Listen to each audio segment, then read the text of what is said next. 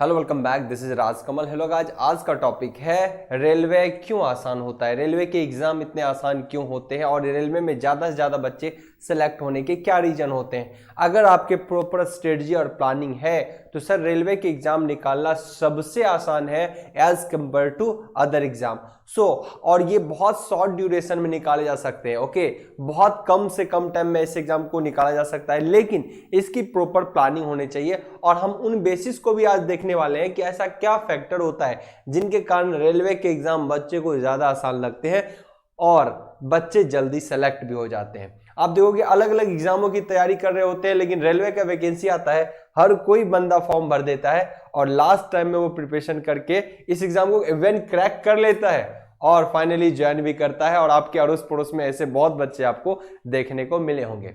तो आज के इसी टॉपिक में मैं यहाँ पे लिया हूं कि रेलवे परीक्षा क्यों आसान है और यहाँ पे इसलिए सफलता जल्दी मिलती है। खासकर इन एग्जामों में ट्रेंड्स में देखूं सर तो आरआरबी, एएलपी की है ना, जो खासकर आईटीआई करते हैं बच्चे मोस्टली सेलेक्ट यहाँ पे होते हैं। टेक्नीशियन की बात करूं है ना, आरआरबी जेई की बात करूं, एनटीपीसी की बात करूं, ग्रुप डी और other exams related to railway.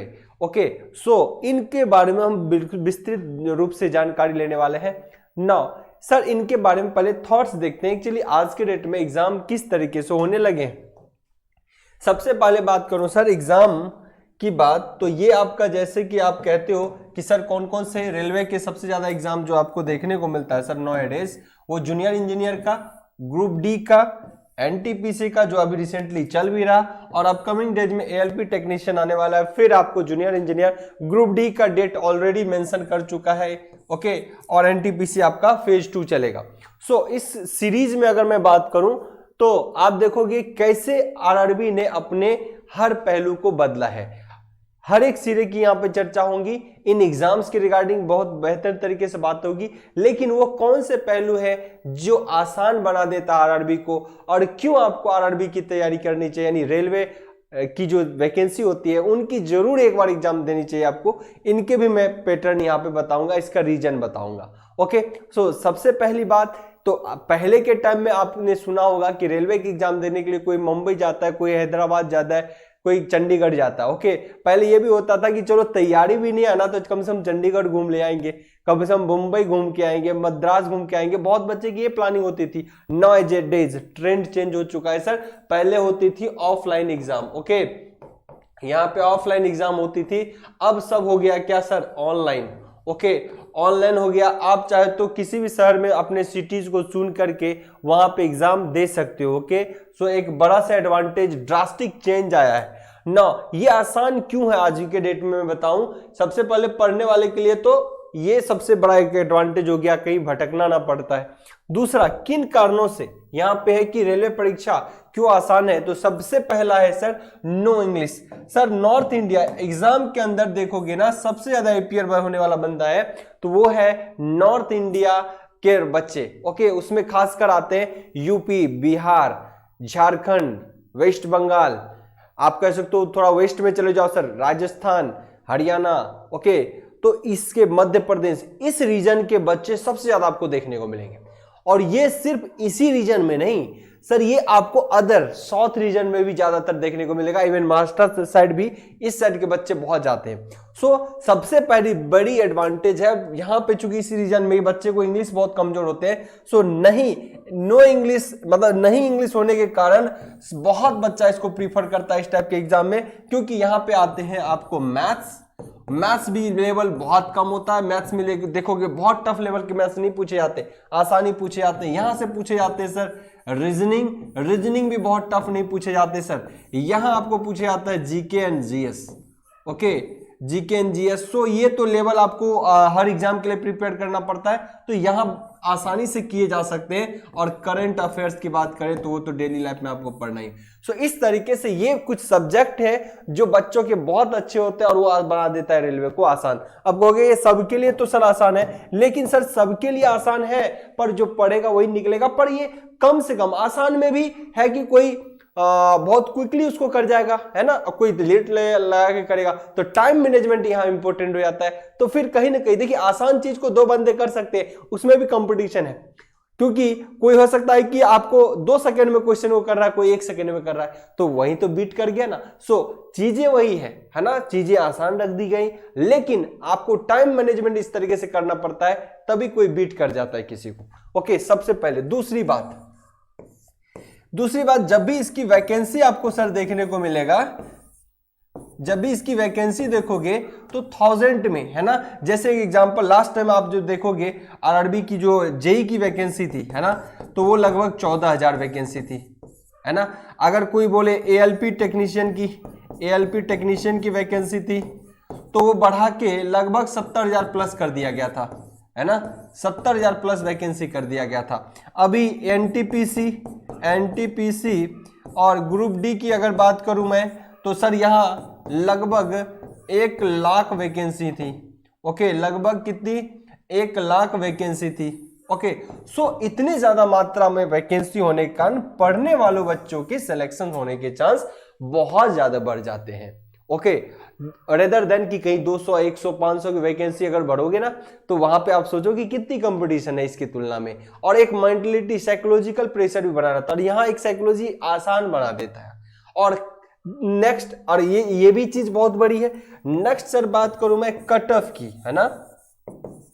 अगर आप कट ऑफ की बात करोगे ना, तो इसके कट ऑफ हमेशा आपको दिखेगा कम ही जाता है ना। इसके कट ऑफ जब भी आप देखोगे सर कम जाता है। आप किसी भी एग्जाम को उठा लो, 50% अगर आपके 50% मार्क्स आते हैं तो इसके क्वालिफाई एक पेपर में कर जाओगे, दूसरे पेपर में शायद उससे थोड़ा ज्यादा आपको लाना पड़ेगा, फिर वहां पे आप क्या करोगे सर, क्वालिफाई कर जाते हो। सो कट ऑफ आज के डेट में मोस्टली एग्जाम में 70%, 80% लाते हो तो आप क्वालिफाई कर पाते हो। ओके, बहुत एग्जाम में तो कट ऑफ 90% तक जाने लगे हैं। अभी एक आरपीएससी के एग्जाम में हुए थे राजस्थान के अंदर, जो जेई के एग्जाम हुए थे सर, उसमें कट ऑफ तो अगर देखा जाए तो 90% क्रॉस कर गया था। सो कट ऑफ बहुत ज्यादा बढ़ रहे हैं, लेकिन उसकी तुलना में अगर कट ऑफ देखें तो यहाँ पे 50% से ही सिलेक्शन होना शुरू हो जाता है। अगर आप 50%, अभी तो पिछले बार जो एएलपी टेक्नीशियन सबका एग्जाम हुआ था सर, आपको मैं बताऊं कि बच्चे 25% वाले भी उठाए गए थे, जिन्होंने 25% मार्क्स आए,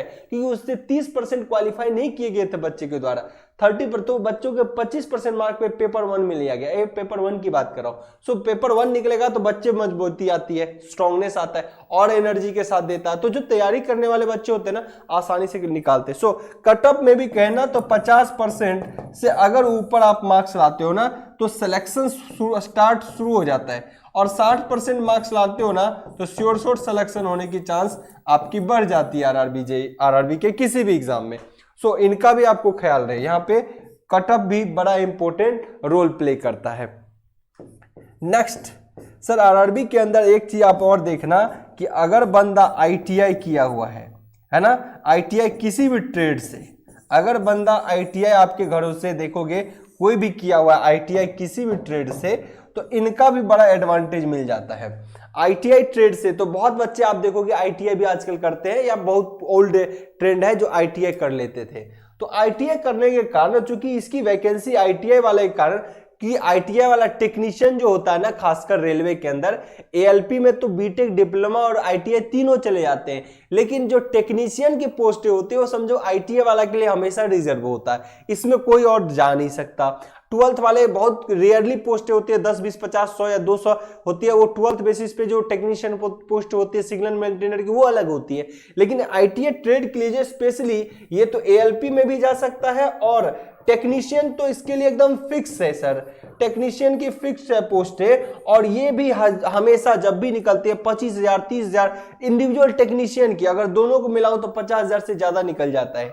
ओके, सो अगर बात करूं ना सिर्फ टेक्नीशियन की, तो उसकी वैकेंसी बहुत ज्यादा निकलती है। तो ऐसे कंडीशन में सर आपको टेक्नीशियन एकदम रिजर्व है आईटीआई वालों के लिए।